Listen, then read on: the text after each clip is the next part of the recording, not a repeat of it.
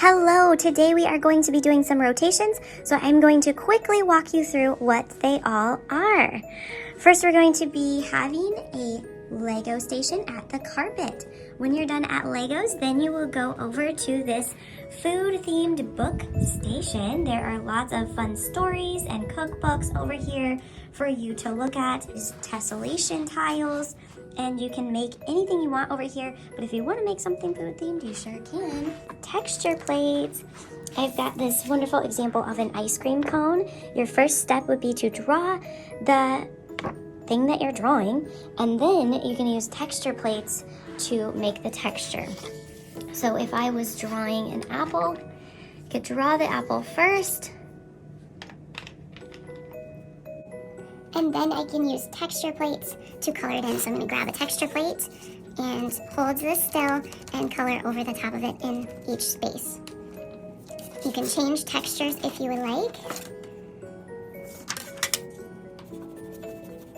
But if you move the paper, then the texture doesn't show up.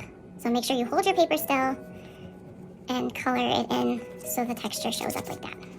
I know it can be tricky, but just try your best and have fun with that texture. When you're done, put all the texture plates back, crayons back in here, leave the examples here at the table, and take yours with you. If you want to make sure this doesn't get lost, what could you write on it? Yep, your name and class code. Then at the next table we have Play-Doh. Your challenge with the Play-Doh is to make some food. Ta-da! I made a donut. Now, when we get done with this stuff at the Play-Doh station, can I just squish this all up together? No, I need to carefully take it apart, try to separate the colors so that whoever uses this station next gets to have colors that are sorted.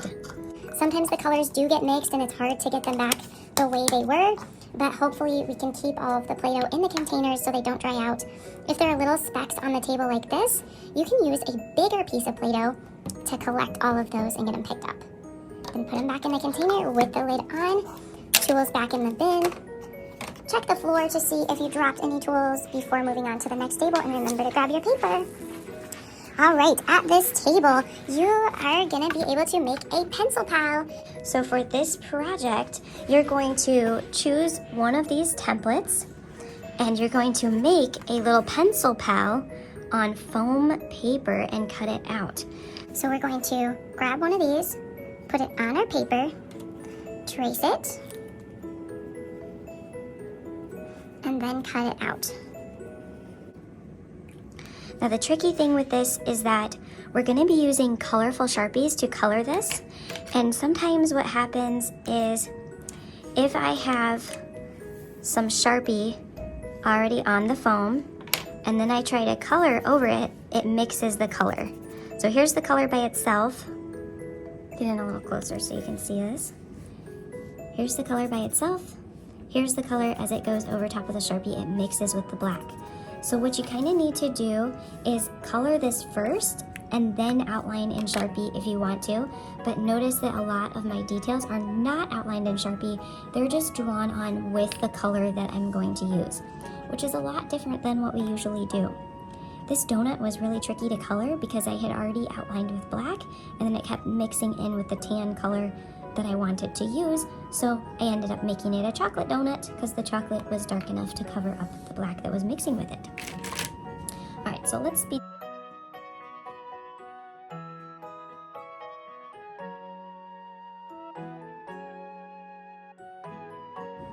Alright, now that I've got this all colored in and cut out, I can add some slits to fit it to a pencil. Now, I don't have a pencil to give everyone. You'll just take this piece with you today, and you can put it on a pencil that you have at home. I don't know that your teachers will really want you to have them in the classroom because they might be a distraction. So these pencil pals might have to go home with you. I don't know if we'll have time to color the back, but just try to focus on one side, get it cut out, and then I will help you cut the little slits. So I will make them in like right in here-ish so that they are not too close to the edge. Unfortunately, sometimes if they are too close to the edge and you try to put your pencil in there, it could kind of tear. So, oh, this one doesn't work anymore because it broke off. They can tear, so, oh gosh. My goodness. So you'll have to be really careful with your pencil pal. And I'll make these little cuts on there, and then you can carefully put it on a pencil. So I'm just gonna fold it like this and put 2 slits in there. And then when you have a pencil at home that you're ready to put it on, you can put the pencil in one and then open the next little slit and put the pencil in the other one.